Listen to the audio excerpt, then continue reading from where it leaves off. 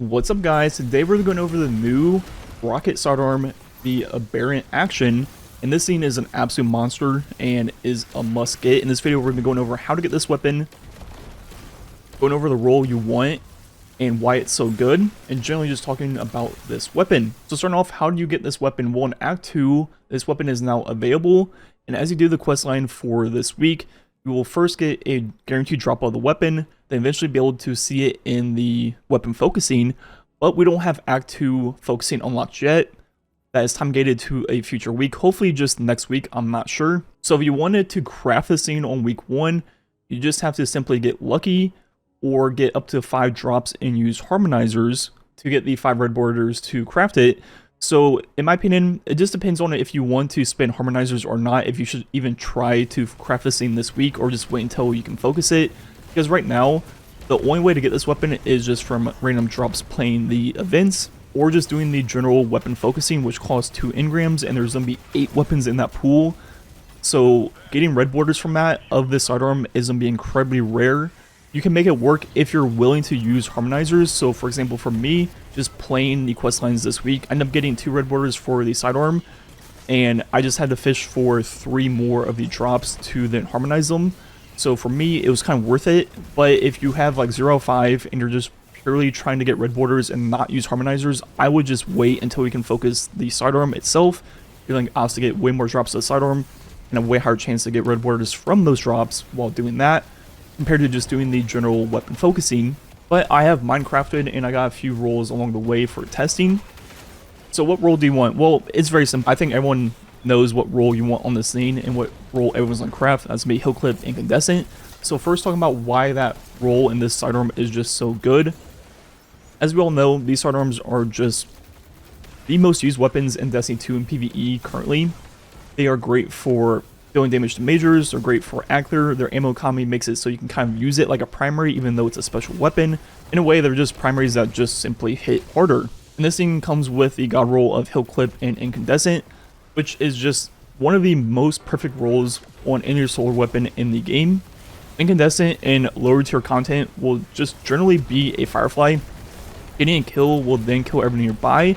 But then as you get into harder and harder content, where maybe that initial explosion won't kill the stuff nearby, as you get more and more kills on Veins and spread that Scorch, Veins will eventually ignite, and those ignitions will kill Veins even in GMs, the hardest content in the game. So overall, Incandescent is an accurate perk that just works in every single difficulty in the game, from the easiest to the hardest content, and that is why it's so good. And generally, Incandescent falls off in harder content on primaries because it's going to be hard to get rapid kills to stack up enough Scorch to make things ignite. But with this thing being a special sidearm, you're going to easily get multiple kills and actually get to those ignitions and cause things to explode.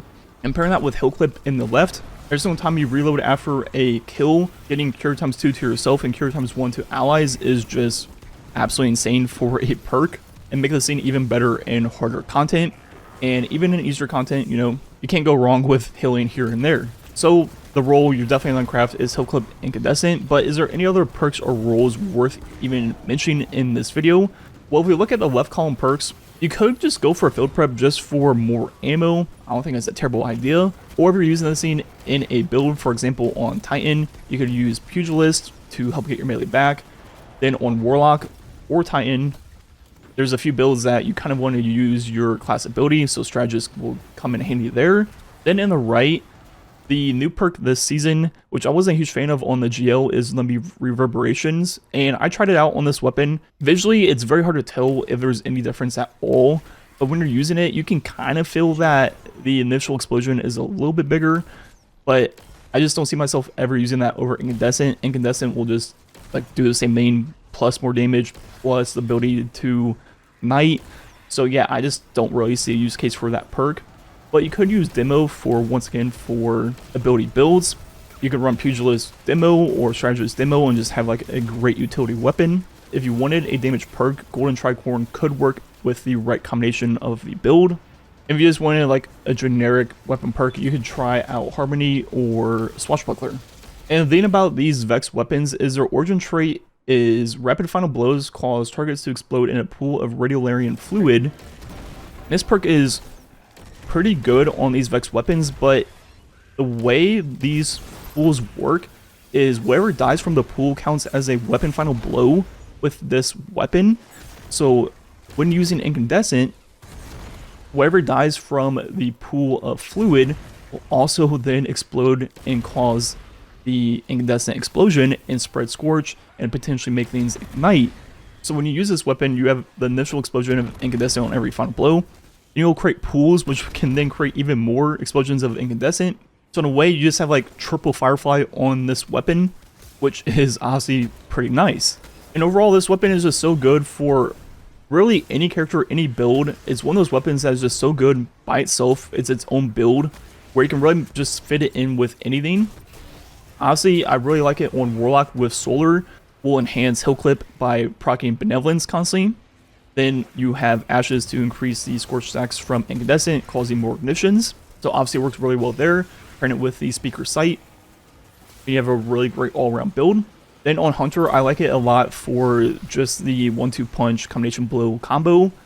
And the reason this fits in really well there, because that build's uncover you for like basically everything in the game except ranged enemies. And sometimes you don't want to run after every single red bar in the activity. So just popping this out, killing them at range is really nice.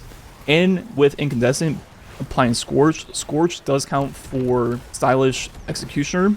So as you kill things that are scorched, you will go invis, which will feed into that loop even more. Just really nice overall. Then finally on Titan, I find myself using Monte Carlo a lot, and I always need a good special energy weapon, and this will definitely fit in right there as my go-to, which also leads me to just a great all-around weapon build for really any character, and that's gonna be Kvastov plus this and like the Edge Transit or Eager Edge Sword. I think that weapon loadout is just a banger, and just in general a weapon loadout that I think will be used for a very long time, kind of like a Mountaintop Sunshot combination. I think Kvastov plus this will just be really good, really in any activity in the game. And overall, the sidearm is just a beast and definitely worth farming and getting. Anyways, let me know what role you want down below if it's something different than Hill Clip Incandescent. Like usual, thanks for watching. Catch you guys next time.